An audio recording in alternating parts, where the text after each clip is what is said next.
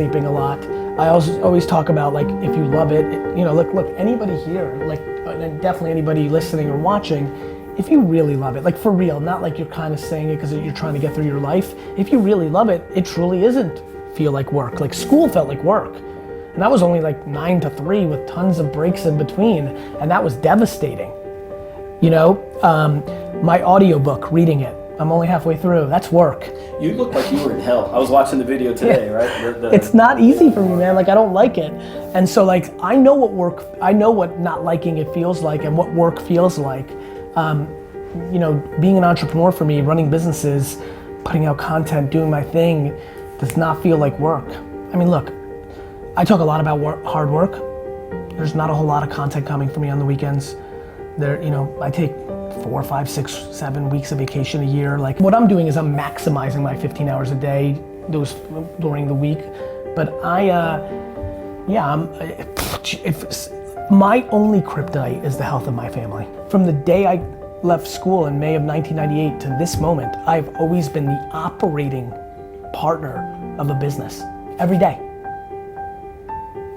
Every day. I think that gets blown by. Yeah, people get stuck in the noise. Look, I think people should, and that's life, people get caught up in sizzle over steak every day of the week. But I like that because I think I'm kind of playing to that a little bit. I think I'm forcing that narrative because I'm a fan of the reveal. Like, aha, I told you. Like, I like being underestimated. I prefer it. I'm more comfortable in it. And so, you know, yeah, I mean, and ultimately I also don't care. Like, the truth is gonna speak. Like, you're not gonna build $1 billion by accident business.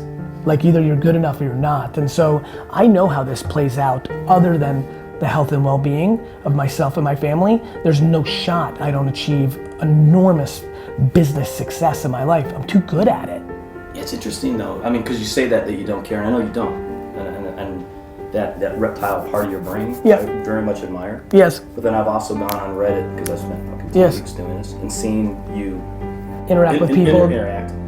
Do it all the time. Slate said something like 80% of your tweets are freaking replies. Yep. Which, that was a staggering stat. I have empathy for people that don't see it my way, and I want to show them. I'm so thankful that somebody consumes my content, that even if they say I'm a charlatan and a snake oil salesman, I want to show the respect of them engaging in my content to reply and have the conversation, because I'm intrigued by the insight of what they're saying. I'm in tune with how I'm perceived by engaging with people that started off by thinking I was shit. And I also am empathetic. I'm a pretty funny character in a snippet. 2 weeks full consumption, you gotta read, you know, 28 seconds in a stream in the right moment. I'm not super fun for a lot of people. Plus, I'm also a suffocator. I will suffocate shit.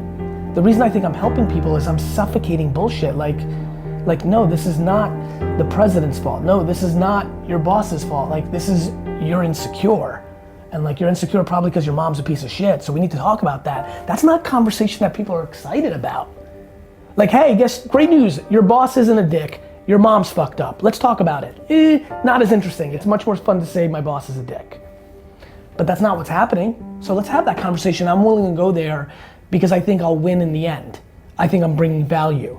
And I take people's attention very seriously, and I will never take it for granted. And it manifests as in me being a kind guy. It also manifests as in me engaging with things that hurt my feelings.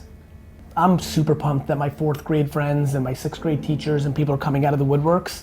I am not that thoughtful about it. I am tripling down on who I am.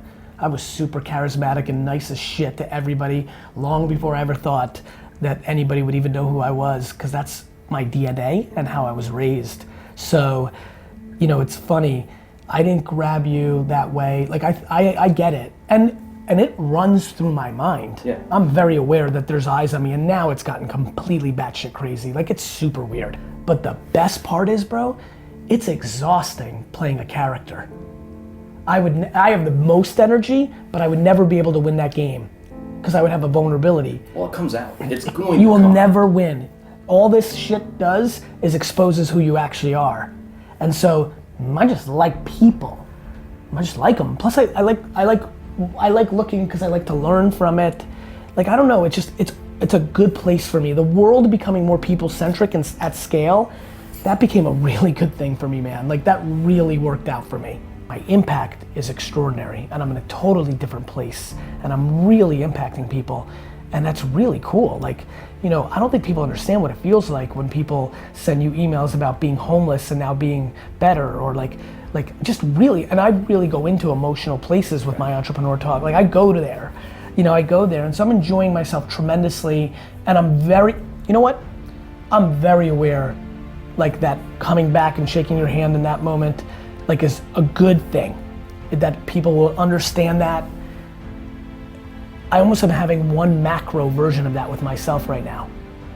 I know that doing all these right things are gonna lead to some pretty extraordinary attention. I mean, I genuinely believe that everybody on earth will know who I am. I genuinely believe that. That's true to you, that's what I would say. Brother, it's not, you have to understand, it's binary. There's just no event.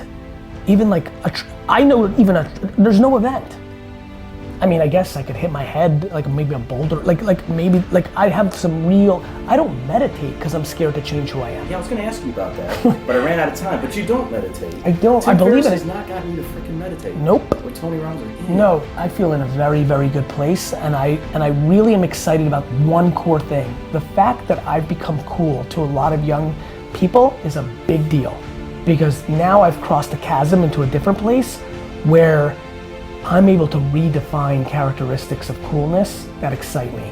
If I can achieve making self-awareness and patience and gratitude and empathy cool characteristics of an alpha male, I might have a real fucking impact, man. And honestly, I have that audacity.